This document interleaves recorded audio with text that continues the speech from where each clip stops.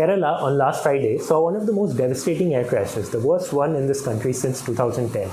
It happened when an Air India flight overshot the runway in Calicut Airport while returning from Dubai's international airport. The flight was filled with non-resident Indians who were returning home as a part of the Indian government's Vande Bharat mission to bring back NRIs during these pandemic times. This very unfortunate crash killed 18 people, including the pilot and the co-pilot, while several others were injured and taken to nearby hospitals swiftly by the locals and the authorities. It's a tragic occurrence that shook us all and left us in dire grief in this country. Investigations are presently underway regarding the cause of the crash, and hence it is important that we look at something that will look shocking to you, and all of it is based on proof and evidence, such as statements from people with a lot of experience in aviation. It is also essential that we take a look at the 2010 crash in Mangalore, which was very similar. Here's a report first on the Mangalore incident I want to present for better understanding of the Kozhikode crash. Firefighters dousing the wreckage of a Boeing 737 passenger plane outside an airport in southern India. Rescues carry some passengers out of the mangled fuselage. The airline has confirmed most of the people on board were killed. The accident occurred after the aircraft landed at Mangalore airport and overshot the runway. Overshot the runway is a term that is being frequently used in the Kozhikode crash. In fact, if one looks into the details, the similarities between the two plane crashes are actually very chilling. Firstly, both airplanes were a Boeing 737. They were both operated by Air India. They were both returning from Dubai. They were both supposed to land on tabletop runways. You can look that up. And they both landed farther from the threshold touchdown point on the runway in stormy and rainy weather conditions and were then unable to decelerate after landing. Thus, they both ended up overshooting the runway by several meters and fell into ditches which were there at the end of these tabletop runways and eventually led to the aircraft's body breaking and causing the massive impact. So the obvious question on everybody's minds at this point is what went wrong in both these cases?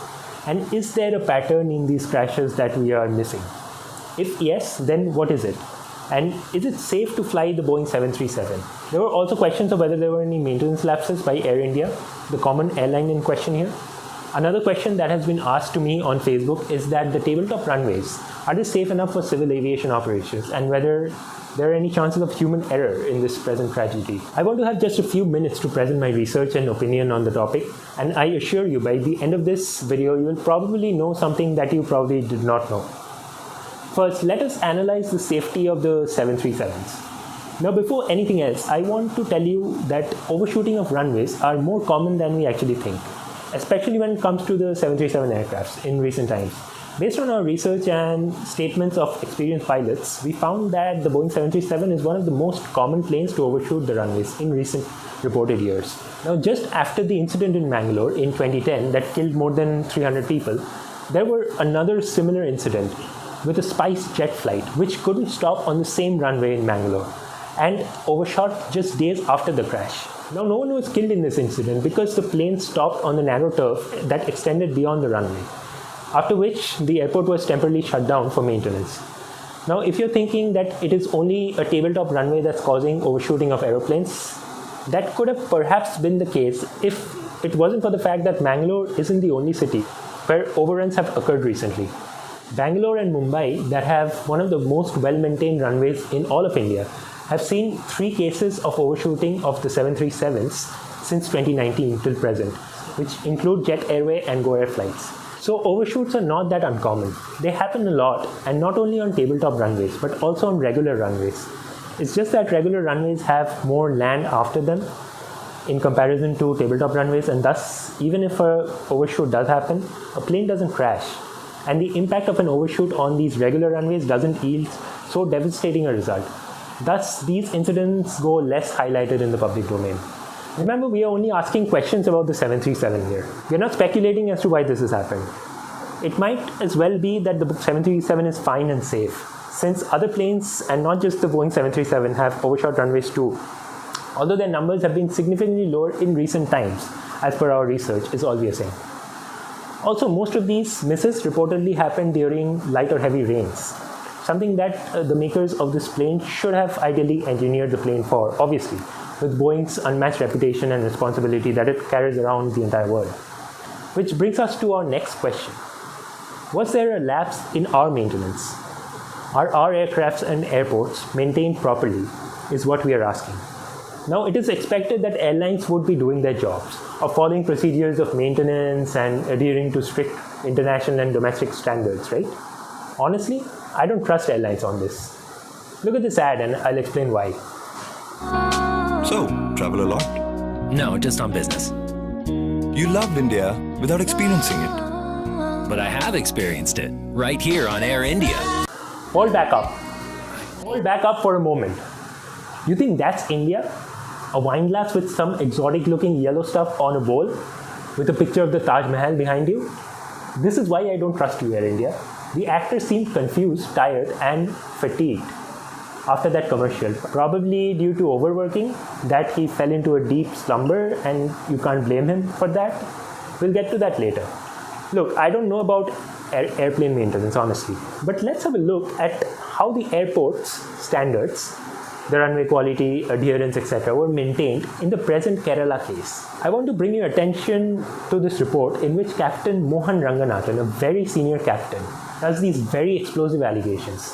The allegations are that the Aviation Ministry had been informed about the lapses and the dangers of the Kerala Kozhikode airport runway number 10, by the letter written by him and 5 others, and yet they chose to ignore it for economic reasons. Hear him speak in this interview. 5 of us who were pointing out very serious deficiencies, we were all removed from the council because they didn't like the truth. They only wanted people to sign on a dotted line. So there were 5 of us who were pointing out very serious. You said they didn't like the truth. Who's they that you're referring to, Captain Mohan Ranganathan? Who didn't like the truth? Oh, the Minister of Civil Aviation, DGCA and Airport Authority. So Ajit Singh was a Civil Aviation Minister, and the DGCA did not like Arun Mishra, who's now with ICAO. They were the ones who took me off and took the others also off because we were pointing out very serious deficiencies. And we had flagged this 1-0 landing. You know, I can tell you that it was created because the runway 28, which is always used and which is what should be used during monsoons because the winds are westerly, there are hills on the approach. So the minima was very high. They even doctored the minima to bring it down lower. Doctoring the minima, that's a very serious violation if allegations are proven. There has been strict international action taken because of that, and we should demand no less in the present case if such a situation does arise.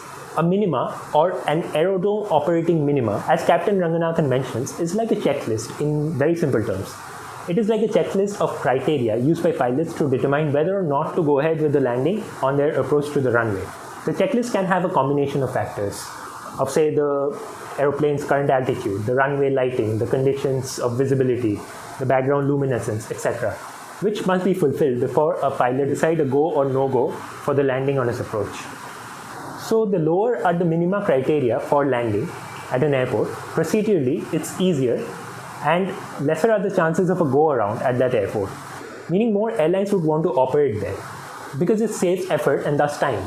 And also during bad weather, less flights would get diverted to a different airport, which have a lower minima, causing a financial loss to the airlines. So lesser of the chances of that happening. Now, here's the interesting thing. Runway 10, in which the accident happened, had a lower minima compared to the other runway 28 at the same airport, meaning that any pilot who is in a hurry to land the plane would choose runway 10 over the other runway at the Kozhikode airport. Now, I know what you're wondering. How can the same airport have 2 runways with 2 different minimas? It's the same geographic location, right? Exactly. That's what this allegation is about. The captain alleges that the DGCA wanted to boost the economics of the Kozhikode airport, and thus, in order to make more money, they chose to compromise on passenger safety. Thus, he alleges lowering of the minimum was done for economics, without taking into consideration the monsoon conditions in which the runway would be slippery and heavy winds would be prevalent. What they did is that they fitted in the ILS system, which is an automated precision instrument that assists pilots during landing, and thus they declared a lower minima on this shorter slopey runway so that more flights could land there and more airlines would come to Kozhikode the destination airport.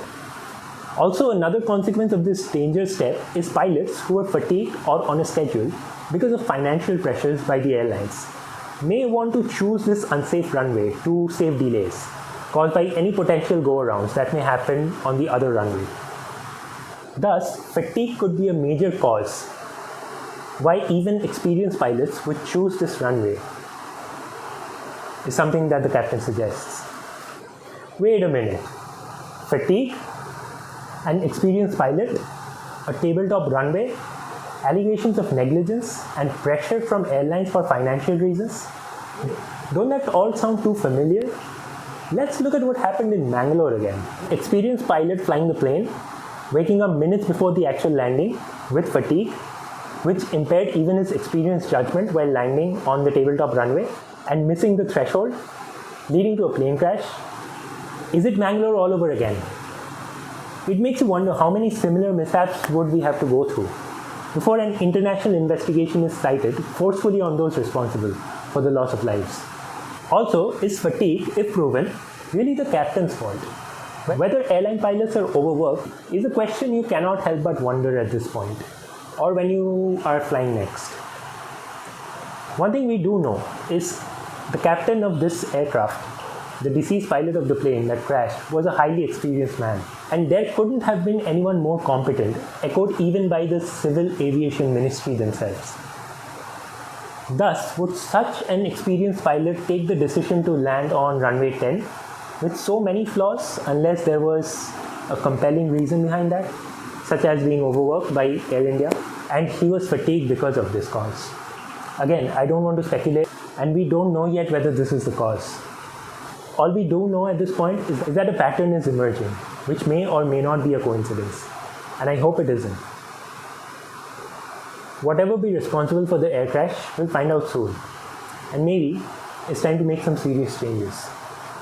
Thanks for watching.